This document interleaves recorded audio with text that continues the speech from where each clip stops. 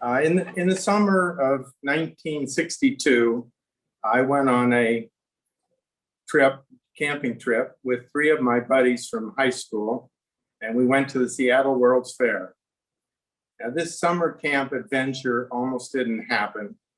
Give you a little background. I come from a small town in Missouri. My grandparents' farm was 1 block from our house. They had mules. I was the first of 51 cousins. I think 45 of them still live in the same town or very close to it. I was the only one that left, and I ended up in Lancaster County.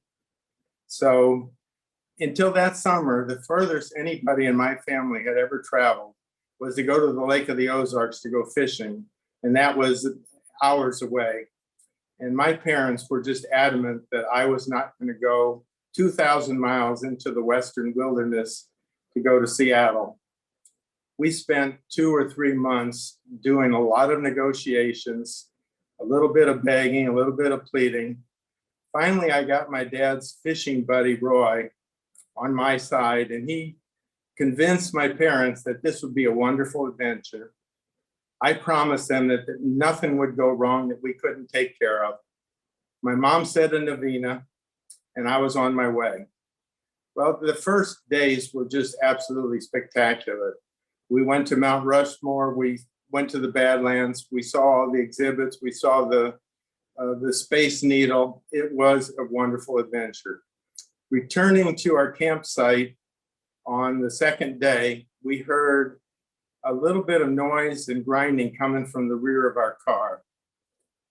We jacked it up. We took the cover plate off the rear differential. I still remember to this day reaching my hand into that housing, and I pulled out a handful of metal parts that in a previous life had been gears from the rear differential. Now, I had promised my parents that we would not have any problems we couldn't solve. We were 2,000 miles from home. Cell phones hadn't been invented. Internet hadn't been invented. We were teenagers. We did not have credit cards. We did not have banking accounts. Well, with the help of the campsite owner, we got to a local auto parts store, then onto a junkyard.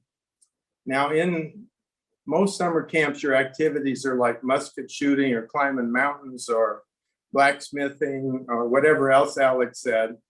Our activity for 4 days, we replaced the rear differential in a 1958 Chevy Impala 2-door sedan.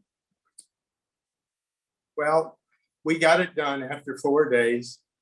We decided, you know, we're not going to stop anymore. We're going to go straight home. We were afraid something really bad was going to happen. We made it 5 miles and something really bad happened. Now, my buddy had a car with 3 2-barrel carburetors on it. One of those carburetors decided it wanted to provide fuel to the engine when it wasn't supposed to. That fuel had nowhere to go except out the throat of the carburetor onto the hot engine. Now, I had told my parents, promised them that nothing would go wrong that we couldn't solve. We are now 1,995 miles from home. We still don't have cell phones, and our car is on fire. Well, I have to thank my mom. She made that novena because that's the only way I can explain what happened next. When we got over to the side of the road, there's this angelic young boy washing off some lawn furniture. He has a hose. The water is running, and the hose is long enough to reach the car. So we 4 jumped out of the car. One of us threw open the hood. The other 3 rushed this poor little boy, grabbed the hose. He unfortunately didn't let go. So we sort of knocked him down. Miraculously, he was uninjured, which was good, and we got it out. Good news is we got it out and it was completely contained to the engine compartment. Bad news, all the wiring, all the other things were ruined. Back to the auto parts store. Summer camp activity number 2, replacing all the wiring in a 1958 Chevy Impala. two-door sedan. Okay. We got out of there. We actually made it 1,000 miles. We're climbing a steep grade in the Rockies. We hear an explosion, followed by the roar of our engine. Good news, we just blew out part of a muffler. Bad news is we had no money left to fix it. We had no money left to pay any fines. I figure if the cops pull us over now, this is a problem I'm not going to be able to solve. So I promise if we make it home safely, I'm going to say a novena. We drive straight through. We have enough money to eat one time in the last 24 hours.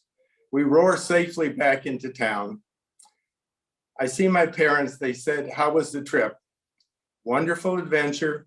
No problems we couldn't solve. Mom, what time is the novena? Thank you.